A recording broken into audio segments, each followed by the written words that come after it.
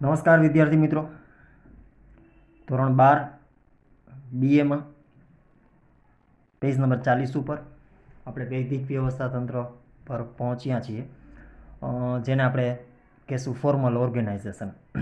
હવે પહેલાં તો વૈદિક વ્યવસ્થા તંત્ર છે શું? તો કે ભાઈ સંચાલકો દ્વારા એક ધ્યેય નક્કી કરવામાં આવ્યો હોય અને જે ધ્યેય નક્કી કરવામાં આવેલો છે એને સિદ્ધ કરવા માટે વ્યક્તિ અને કાર્ય વચ્ચેના જે સંબંધો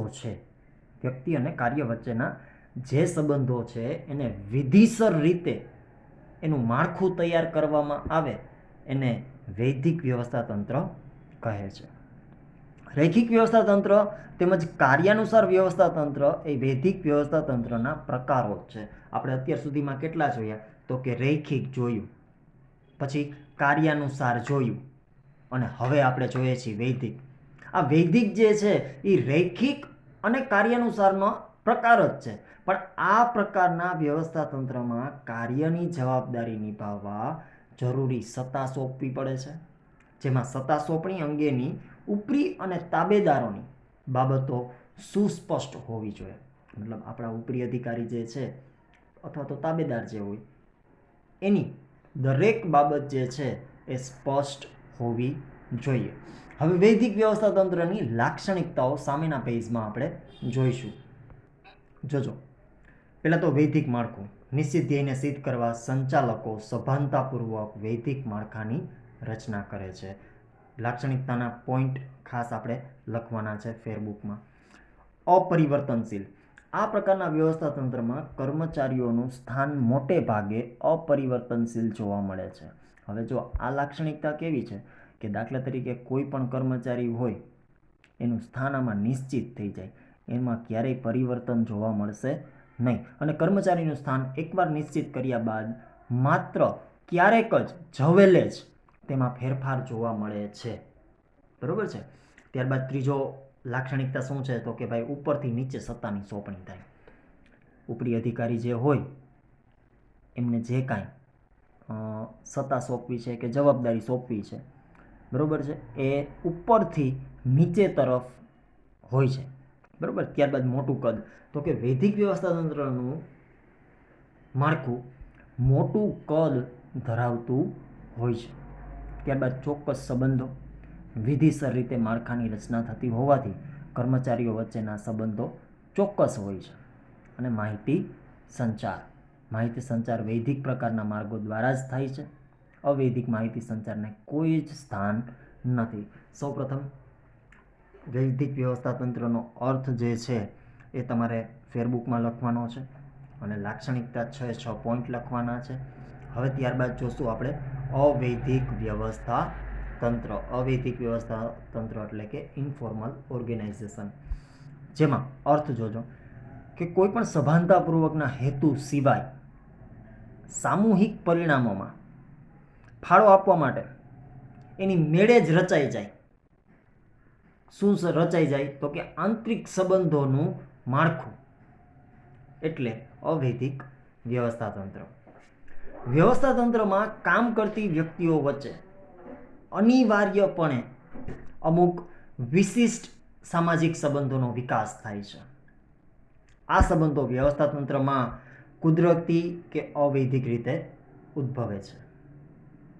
આવા સંબંધોની સ્થાપના કરવામાં આવતી હોતી નથી. તેથી વૈદિક વ્યવસ્થા તંત્રની જેમ તેનો નકશો બનાવી શકાતો નથી. અવૈદિક વ્યવસ્થા તંત્ર એ વૈદિક વ્યવસ્થા તંત્રનો પડછાયો છે અને વૈદિક વ્યવસ્થા તંત્રમાં જ તેનો ઉદ્ભવ થાય છે. અને અવૈદિક વ્યવસ્થા તંત્ર એ વૈદિક વ્યવસ્થા તંત્રનું શું છે? પૂરક છે.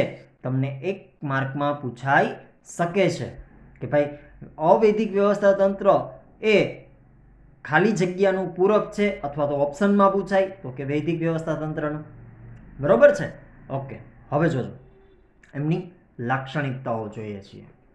અવૈદિક માળખું. આ પ્રકારના વ્યવસ્થા તંત્રનું માળખું અવૈદિક હોય છે, જે આંતર સંબંધોમાંથી ઉદ્ભવે છે. એક જ ઔદ્યોગિક એકમમાં કાર્ય કરતા કર્મચારીઓ સમાન ધ્યેયોની પ્રાપ્તિ માટે કુદરતી રીતે આ માળખાની રચના થાય છે. કેવી રીતના થાય છે? કુદરતી રીતે. બરોબર છે. બીજું જોજો, માનવ વર્તણૂક પર આધારિત. અવૈધિક વ્યવસ્થા તંત્ર જે છે એ માનવ વર્તણૂક પર વધારે આધારિત હોય છે. એક સમાન લાગણી, અભિરુચિ, મૂલ્યો, શોખ, ટેવો અને માન્યતા ધરાવનાર વ્યક્તિઓ દ્વારા વૈદિક માળખામાં અવૈધિક જૂથો રચવામાં આવે છે, જેને આધારે આ વ્યવસ્થા તંત્ર રચાય છે. ત્યારબાદ પરિવર્તનશીલતા. આપણે જોયું કે વૈદિકમાં શું હતું, તો કે અપરિવર્તનશીલતા. કર્મચારી જે જગ્યાએ એકવાર એને સ્થાન આપી દેવામાં આવ્યું ત્યાંથી એની ફેરબદલી શક્ય નથી. જ્યારે અવૈધિકમાં શું છે, તો કે અવૈધિકમાં કર્મચારી કોઈ પણ એક વિભાગમાંથી બીજા વિભાગમાં કાર્ય માટે ફેરબદલ થાય છે. ત્યારે નવેસરથી માનવ સંબંધોમાં ફેરફારો થાય છે અને તેને કારણે અવૈધિક તંત્રમાં ફેરફાર થતા જોવા મળે છે. સાર્વત્રિક. અવૈધિક વ્યવસ્થા તંત્ર સાર્વત્રિક છે, જે માત્ર ઉદ્યોગોમાં જ નહીં પરંતુ સમાન હિતો અને મૂલ્યો ધરાવતી દરેક માનવીય પ્રવૃત્તિઓમાં અવૈધિક વ્યવસ્થા તંત્રની હાજરી જોવા મળે છે. ત્યારબાદ માહિતી સંચાર. તો કે ભાઈ અવૈધિક વ્યવસ્થા તંત્રમાં કર્મચારીઓ વચ્ચે માહિતી સંચાર અવૈધિક રીતે થાય છે. મોટે ભાગે તે મૌખિક સ્વરૂપમાં હોય છે, તેથી તેમાં હકીકતો કરતાં અભિપ્રાયોનું પ્રમાણ હોવાની શક્યતા વધી જાય છે. અવૈધિક વ્યવસ્થા તંત્રમાં માહિતી સંચાર અત્યંત ઝડપી હોય છે. ત્યારબાદ નાનું કદ. મોટે ભાગે અવૈધિક વ્યવસ્થા તંત્રનું કદ નાનું હોય છે અને વૈદિક વ્યવસ્થા તંત્રનું કદ કેવું હોય, મોટું. આ બેયનો તફાવત ધ્યાન રાખજો. વૈદિક મોટું હોય અને અવૈધિક નાનું હોય છે, કારણ કે તે વ્યક્તિગત સંબંધો પર આધાર રાખે છે. વળી તે સભ્યો વચ્ચેની આંતર પ્રક્રિયાનું પરિણામ છે. જે સંખ્યામાં ઘણા વધુ જૂથો હોય છે પરંતુ કદમાં ઘણા નાના પ્રકારનું વ્યવસ્થા તંત્ર છે. ત્યારબાદ અંકુશનો અભાવ. તો કે ભાઈ અંકુશના અભાવમાં જોજો કે અવૈધિક વ્યવસ્થા તંત્રમાં કર્મચારીઓની પ્રવૃત્તિઓ પર વિધિવત રીતે કોઈ અંકુશ રાખી શકાતો નથી. વ્યક્તિ સ્વેચ્છાએ પોતાનું તથા સહકર્મચારીઓનું કાર્ય કરે છે. હવે વૈદિક વ્યવસ્થા તંત્રને પૂરક કોણ? તો કે વૈદિક વ્યવસ્થા તંત્ર જે છે એમનો પૂરક જે છે એ આપણને તમને કીધું કે વૈદિક જે છે એનો પડછાયો જ છે, બરોબર છે.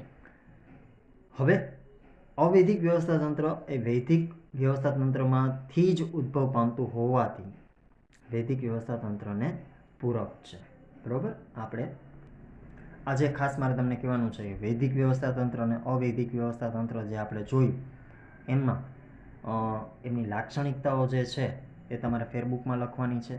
વૈદિક વ્યવસ્થા તંત્રની લાક્ષણિકના 8 પોઈન્ટ જે છે એ ફેરબુકમાં લખવાના છે.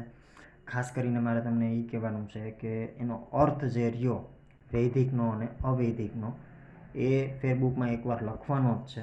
બીજી વસ્તુ એ કે રફ નોટમાં તમારે આ પ્રશ્ન કયો, વૈદિક અને અવૈધિક, એટલે પેજ નંબર 41 આખે આખું જે છે એ તમારે ફરજિયાત 3 વાર રફ નોટમાં લખવાનું થશે, બરોબર છે. આજે અહીંયા સુધી જ રાખીએ, કેમ કે આ ટોપિક જે છે એ નાનો છે અને સમજાઈ જેવો છે અને માત્ર ને માત્ર 6 લાક્ષણિકતાઓ વૈદિકની આપેલી છે અને 8 લાક્ષણિકતાઓ શેની આપેલી છે, અવૈધિકની. અને બધામાં તમે જોઈ લેજો એક એક લીટી જ છે, એટલે 6 લીટી આ થશે અને 8 લીટી આ થશે. 14 લીટી પાકી કરતાં વાર નહીં લાગે, એટલા માટે હું તમને એ 3 વાર લખવા આપું છું, બરોબર છે. ને આવતીકાલે રવિવાર છે એટલે આટલું થઈ જ જવું જોઈએ, ધોરણ 12ના વિદ્યાર્થીઓને ખાસ કહું છું, બરોબર છે. આભાર, ધન્યવાદ.